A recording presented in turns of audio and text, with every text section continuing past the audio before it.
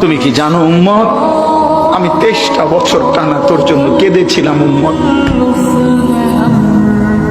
আমি এমন কাঁদা কাঁদছি রে উম্মত তোদের জন্য।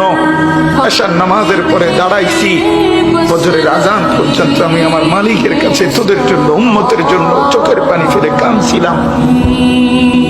আমার এত চোখের পানি তোর দিল গলাইতে পারলো না। আমি তায়েফের পাথরের আঘাতে আমার পিঠটা চালনির মতো ছিদ্র ছিদ্র হয়ে গেছে রক্তে।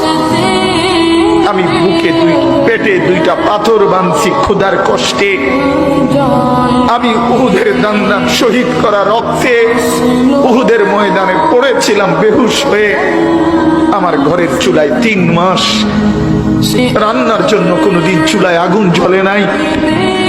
আমার এত চোখের পানি, এত রক্ত, এত ক্ষুধার কষ্ট, কিছুই তোর মন গলাইতে পারলো না, তোরে সেজদা দিতে পারলো না।